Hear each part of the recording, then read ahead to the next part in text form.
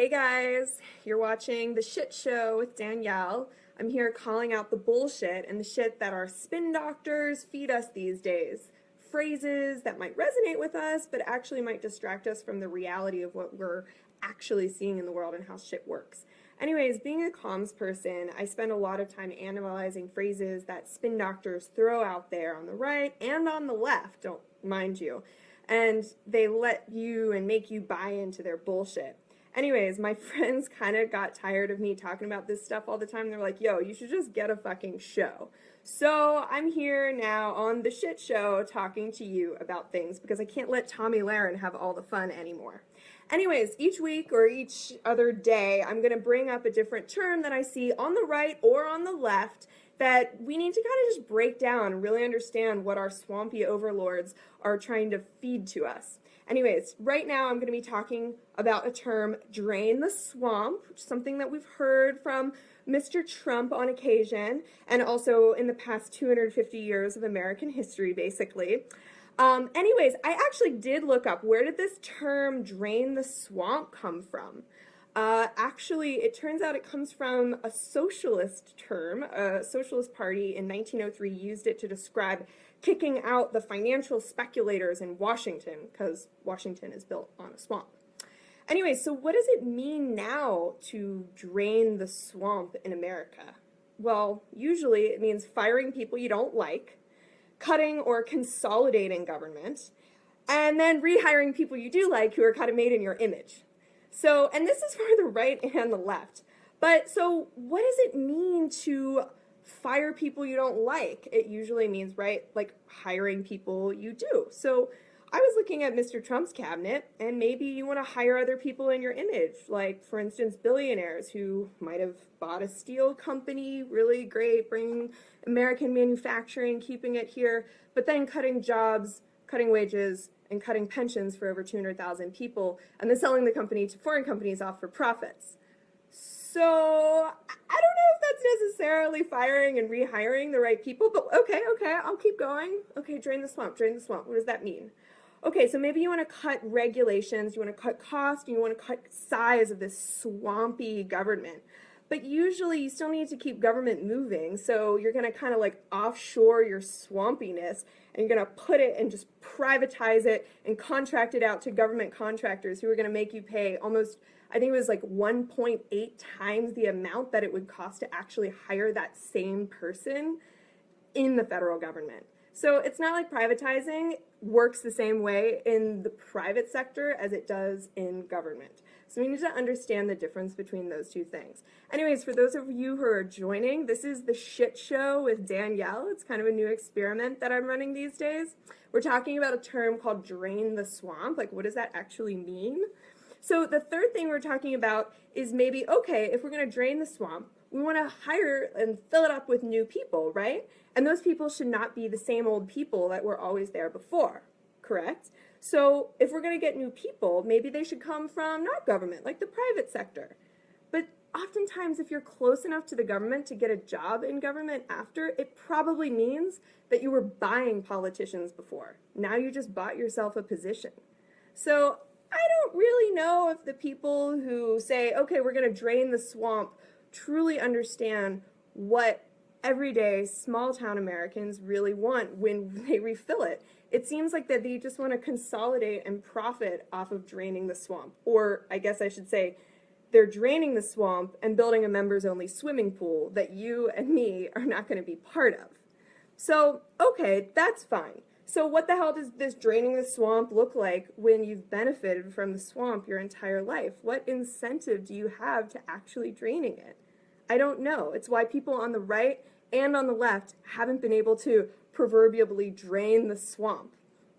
Okay, so I guess like big government is the least of our worries now because we have big corruption instead. Basically, we have these guys who bought big government from us and are going to use it for their own advantages. That's big corruption, and it's a different game. So look, I have an open mind. Everyone said, hey, wait and see what Trump does. So he's doing some stuff. And because this is The Shit Show I'm calling, hey guys who just joined, like, what is he actually doing? What shit is he doing? Okay, so let's look at some of the people that he has put into his cabinet. And I have an open mind about this. Like, I'm cool with shaking it up and everything, but I mean, these are still Goldman guys and bankers. It's not entirely different from cabinets we've seen in the past. These are his buddies. So, okay, we have Steve Mnuchin. Really hard to say that name, right? So he'll be our Treasury Secretary. He's going to be in charge of the IRS, in charge of sanctions, changing up the tax code. He was a former Goldman Sachs exec, and he owned this bank that during the financial crisis, it's called One West, actually foreclosed on a 90-year-old woman's house because of a 27-cent error. Talk about fucking regulation and paperwork, man. Like, give us a break. You make one error in the banking sector and you're gonna, like, take an old lady's house? Imagine bringing that same logic to government. Good luck when you make a mistake on your tax returns with Mr. Mnuchin. Okay, so maybe there's some people who are true outsiders in Trump's cabinet, which I would be totally open and gung-ho for. You know, Elaine Chao, I've never heard of her, but it turns out she's married to Mitch McConnell. So I guess instead of draining the swamp, we're just gonna, like, intermarry the swamp. So maybe Wilbur Ross. Oh, he's that billionaire guy who bought all the steel mills, consolidated them, cut profits and pensions and employment, and then resold the companies to foreigners. Okay. So then maybe there's Ben Carson. So he's not necessarily a new guy in this swamp draining exercise. He's just like, oh, I don't want to be in government. Okay, maybe I'll take the Secretary of Housing and Urban Development. Okay, so he's not so much of an outsider if we're going to drain the swamp. Betsy DeVos, Secretary of Education, another billionaire. Okay, okay.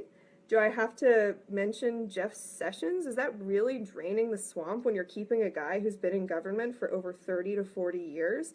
I mean, this guy was, what, the senator from Alabama who was rejected for a federal judgeship in 1986 because of racially charged comments he made. And he's like, oh, I'm cool with the KKK. And then he found out that they smoke marijuana or whatever, and he was not so cool with them. I mean, if you like 420, I mean, you're the guy for you, I guess.